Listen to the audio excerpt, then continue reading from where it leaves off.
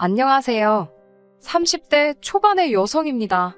원래는 가게에 있어야 할 시간이지만 몸이 영 좋질 않아서 처음으로 가게 문을 닫고 집에 왔어요.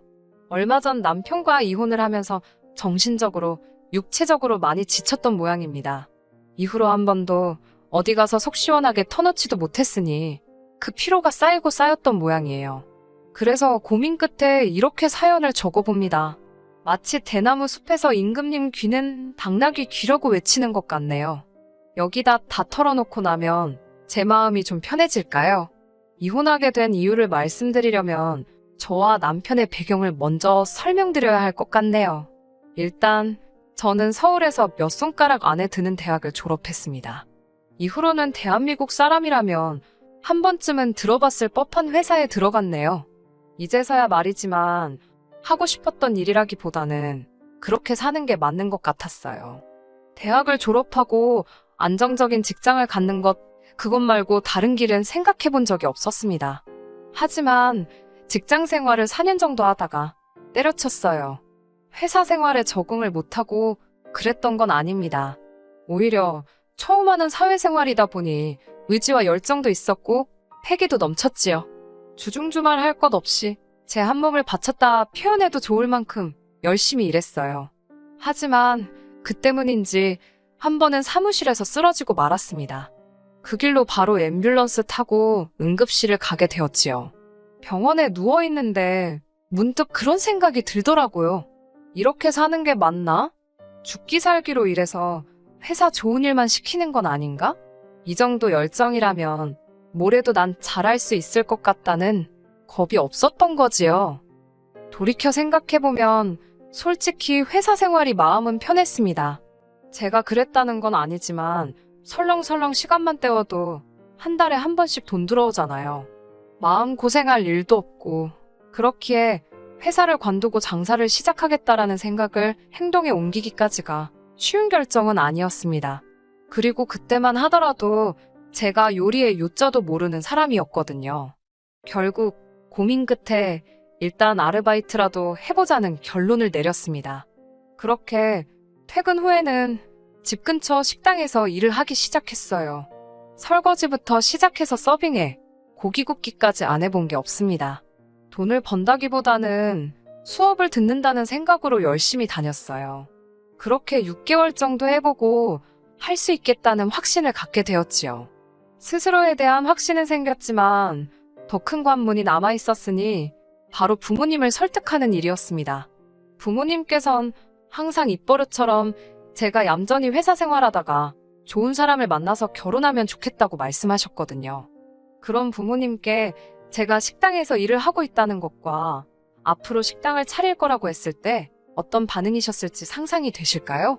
어머니께선 굳이 왜 사서 고생을 하려 하냐, 배부르고 등 따시니까 딴 생각을 하는 거다. 이제껏 고생의 기억자도 모르게 키워놨는데 왜 험한 길로 가려고 하냐. 너무 속상해 하셨습니다. 하지만 아버지의 반응은 달랐어요.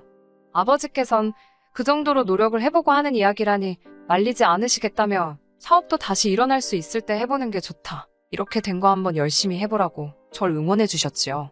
나중에 들었는데 아버지께서 저에게 그렇게 말씀해 주셔서 어머니께 엄청 혼나셨다고 하더라고요. 아주 그냥 딸내미 고생하라고 고사를 지내지 그랬냐면서요. 아, 저희 부모님은 사이가 좋으신 분들입니다. 그리고 마침내 저는 입사한 지 6년 차가 되던 해에 회사를 나왔습니다.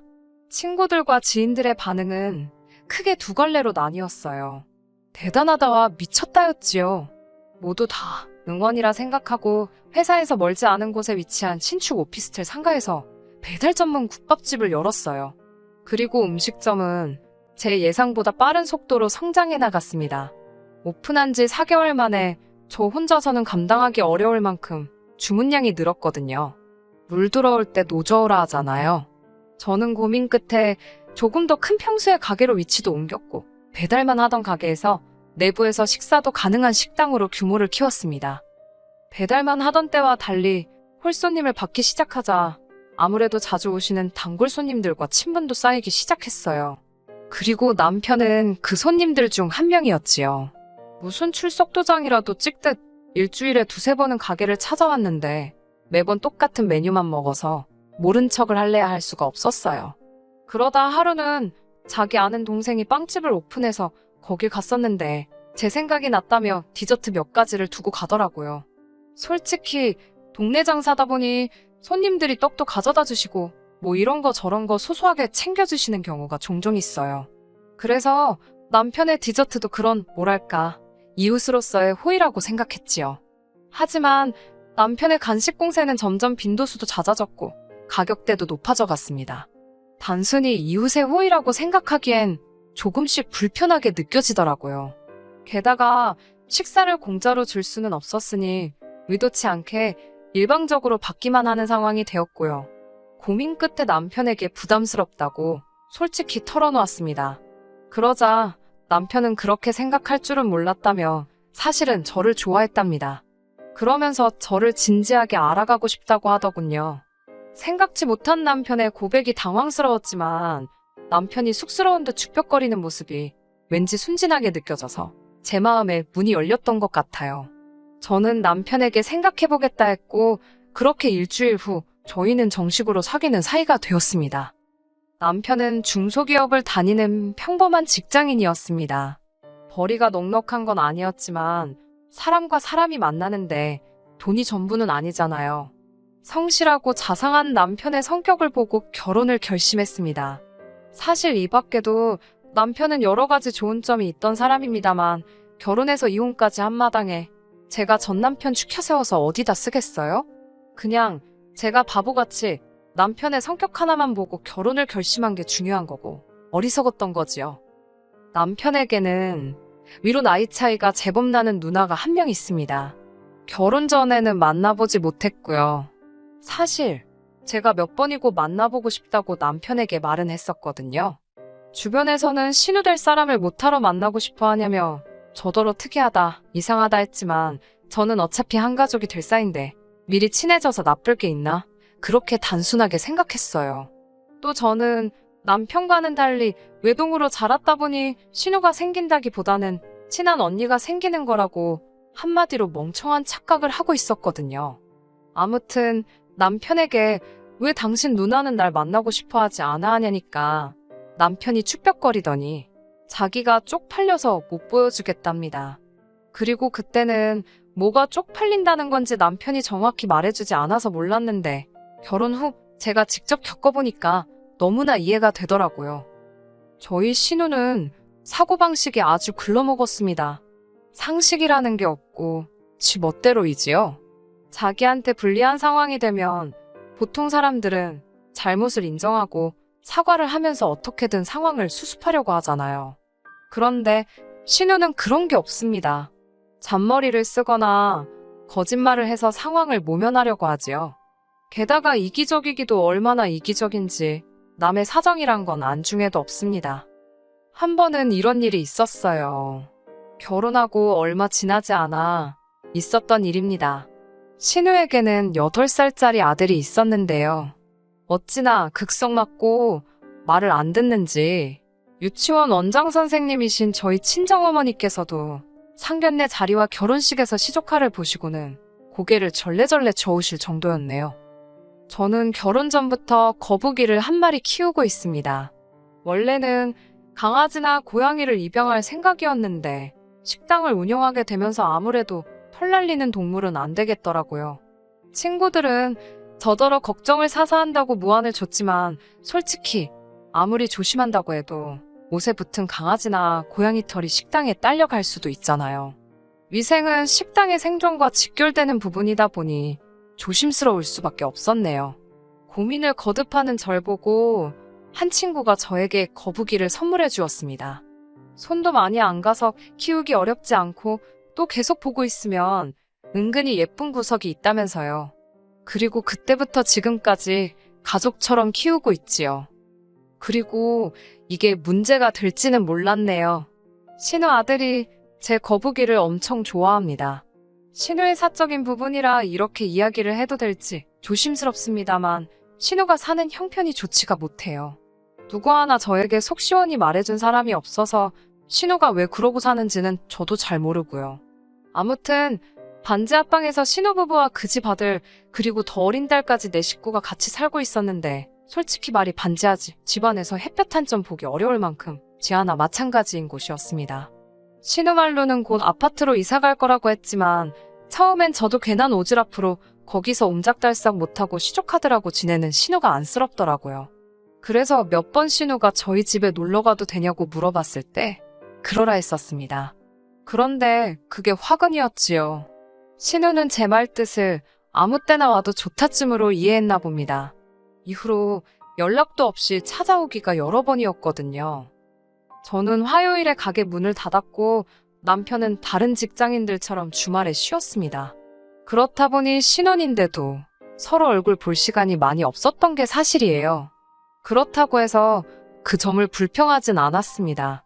솔직히 서로에게 방해받지 않고 쉴 수 있으니 좋다고 생각했거든요. 그리고 주말 중 하루는 남편이 가게에 나와 일을 도와주기도 했으니 딱히 서운할 건 없었지요. 하지만 신우가 시조카드를 데리고 주말마다 오기 시작하면서 저희의 생활 패턴에 조금씩 금이 가기 시작했습니다. 게다가 신우나 시조카나 할 것 없이 저희 집을 자기들 집처럼 활개를 치고 다녔으니 저도 모르게 점점 예민해지더라고요. 문제가 된 그날은 아침에 준비한 국밥이 평소보다 일찍 다 팔려서 생각보다 이른 귀가를 했어요. 신우가 온다는 소리도 못 들었기 때문에 남편이랑 뭐라도 시켜 먹을까 즐거운 상상을 하며 집에 들어갔지요. 하지만 집에 들어서기가 무섭게 짜증나는 상황을 보고 말았습니다. 시조카가 어항에서 거북이를 꺼내 이리저리 주물떡거리고 있더라고요. 어이가 없어서 제가 바로 거북이를 낚아채 어항으로 돌려놨습니다. 그러자 시조카가 자기 지금 갖고 놀고 있다며 당장 내놓으라며 울어제끼더라고요. 신우가 어디선가 불이 나게 쫓아와서는 그까짓 거북이가 자기 아들보다 중요하냐며 소리를 꽤 질렀고요. 제가 하는 행동이 자기 아들의 EQ 감성을 해치는 거라나 감수성을 망가뜨린다나 뭐 말 같지도 않은 소리를 하면서 말이지요. 그러면서 자기 같으면 시조카한테 그냥 선물로 줬을 거랍니다. 제가 황당해서 신우한테 동네 수족관 가서 하나 사주라고 그랬어요. 얼마 비싸지도 않다고요. 그러자 신우가 한다는 말이 자기가 5,000원 줄 테니까 일주일만 빌려달랍니다. 자기 아들이 일주일 정도 데리고 있으면 분명히 질릴 거라면서요. 엄연한 생명체인데 그걸 돈 주고 빌리려는 신우의 사고방식이 도무지 이해가 되질 않아서 정말 입을 떡 벌리고 신우를 쳐다봤습니다. 그래도 저 신우를 이해해 보려고 했습니다. 애가 하도 찡찡대고 그러니 정신 사나워서 실언을 한 거겠지라고요. 하지만 신우의 성격 자체가 문제가 있다는 걸 알게 되기까지는 오랜 시간이 걸리지 않았습니다. 하루는 남편이 저에게 오늘만 차를 바꿔 타면 안 되겠냐고 묻더라고요. 평소에 남편은 외제차인 제 차는 부담스러워서 끌기 싫어하는 사람이었기 때문에 그런 남편의 제안이 꽤나 의아했어요. 하지만 오래지 않아 남편의 의도를 알아차리게 되었네요. 남편이 저에게 그런 이야기를 꺼냈던 건 바로 신우 때문이었습니다. 신우가 친구들과 모처럼 만나기로 했었대요. 그런데 신우가 저희 남편에게 그 약속 이야기를 하면서 제 차를 좀 빌려달라 하더랍니다. 남편은 그러면 누나가 직접 이야기하라 했대요. 그런데 신우가 자존심 상한다고 어떻게 그런 소리를 하냐면서 너는 네 누나가 네 마누라한테 아쉬운 소리 하는 게 보고 싶은 거냐며 악다구니를 썼다네요. 그 기세에 눌린 남편이 결국 저에게 말도 안 하고 제 차를 신우에게 가져다 주었고요. 제가 이 사정을 알게 된 건 신우가 사고를 냈기 때문이었습니다. 막말로 티나 안 나게 조심히 타지 이게 다 무슨 일인가 싶어서 짜증이 몰려오더라고요. 남편과 신우가 잔머리를 굴려 저 몰래 제 차를 가져갔다 보니 보험이고 뭐고 아무런 대비책도 없었거든요. 큰 사고는 아니었지만 결국 상대방에게 현찰로 300을 주기로 하고 대신 법적인 절차는 밟지 않는 쪽으로 이야기가 되었습니다. 그리고 상식적으로 이 일은 신우가 수습하는 게 맞다고 생각했기에 300을 달라고 했어요. 그러자 신우가 보이는 반응이 아주 가관이었습니다. 아주 정색을 하면서 그걸 자기가 왜 내냐고 저에게 따지더라고요. 그러더니 대뜸 저희 남편한테 뒤집어 씌우는 게 아니겠어요? 보험도 안 들고 자기한테 차를 가져다 준 제 남편이 잘못한 거라면서요. 그러면서 절대로 300은 못 준다고 아주 어깃장을 놓았습니다. 제가 신우였으면 이후로는 솔직히 올케인 제 눈치가 보여서라도 더는 아쉬운 소리를 안 했을 것 같아요. 하지만 저희 신우는 정말 속도 없더라고요. 합의금 300이 해결되기도 전 신우가 말 같지도 않은 부탁을 해왔습니다. 저더러 집을 좀 빌려달라대요. 저는 처음에 제 귀를 의심했어요. 세상에 돈 빌려달라는 사람은 있어도 집 빌려달라는 사람이 있을 거라곤 상상도 못했으니까요. 제가 그게 무슨 소리냐니까 자기 친구가 미국에서 한국으로 놀러를 오는데 그 친구가 머물 곳이 필요하대요. 신우는 언젠가 기회가 되면 자기 애들을 그 친구에게 보낼 생각을 하고 있다면서 그 친구한테 잘 보여야 된다대요. 제가 어이가 없어서 그럼 저랑 남편은 어떻게 하냐니까 그 식당에 쉬는 방이 있지 않냐입니다. 제가 그게 무슨 방이냐고 한 사람이 간신히 다리나 뻗고 앉는 공간이지 아무튼 말도 안 되는 소리 하지 말라고 했습니다. 그러자 신우는 저더러 사람이 뭘 그렇게 야박하냐며 가족을 위해 일주일만 양보 좀 해주면 덧나냐고요. 그리고 그 집이 제 집이냐입니다. 자기 동생 돈도 들어갔으니 자기 동생이 허락하면 저도 할 말 없는 거라네요. 결국 신우의 억지를 도무지 감당할 수 없던 제가 남편에게 이 상황을 전했습니다. 남편에게 신우와 잘 좀 이야기를 해서 상황 좀 해결해보라고 했고요. 그러자 남편이 한다는 말이 이게 다 신우가 돈이 없으니까 먹고 살기가 빠듯해서 자격지심까지 생기고 그런 것 같다며 뜬금없이 이참에 저희 가게에서 일이라도 시키면 어떻겠냐입니다. 제가 어이가 없었지만 100번 양보해서 그럼 애들은 조카들은 어쩌냐고 물었습니다. 그러자 남편은 정말 별거 아니라는 듯 가게 한쪽에서 숙제도 하라 그러고 거기서 데리고 있으면 되지 않냐고 저에게 오히려 되묻더라고요. 어처구니가 없어서 진심이냐고 물었더니 남편은 한 가족이니까 서로 돕고 살면 좋지 않겠나 싶어 해본 소리랍니다. 남편에게 지금 신우 자격지심을 나더러 어떻게 좀 해보라는 거냐고 그걸 왜 내가 품고 가야 하냐고 물었습니다. 가뜩이나 자동차 때문에도 스트레스 받아 죽겠는데 신우는 집 타령을 하고 있질 않나. 근데 당신까지 왜 말인지 방군지 분간을 못하냐고 되는 대로 쏴붙였네요. 결국 이후로 3, 4일 동안 똑같은 이야기로 몇 번의 실랑이가 있었고 급기야 남편은 그러면 신우 친구가 어디 호텔에 머물 수 있게 우리가 얼마 좀 보태주잡니다. 진짜 이때는 욕이 튀어나오려고 하더라고요. 제가 그걸 왜 내가 보태줘야 하냐니까 남편이 한다는 소리가 저더러 어쩌면 그렇게 손해를 하나도 안 보려고 하냐입니다. 욕심이 사납다대요. 그 소리를 듣자 비로소 정신이 들더군요. 내가 왜 이런 소리까지 들어가며 이 사람과 살아야 하는 거며 신우를 감당해야 하는지 말이에요. 더는 참을 수가 없어서 남편에게 헤어지자고 했습니다. 남편은 어이가 없다는 듯 알겠다고 자기가 신우를 안 보고 살면 되는 거 아니냐며 그때부터 입술은 내밀고 매사 툴툴거리고 다니더군요. 이혼을 하자는데도 제가 쇼를 한다고 생각했는지 전혀 진지하게 받아들이는 구석도 없었고 마치 저랑 기싸움을 하려 드는 것 같았지요. 신우랑 연락을 끊는다고는 하지만 그게 쉬운 일도 아닐 테고요. 피는 물보다 진하다는데 그걸 어떻게 끊어놓겠어요?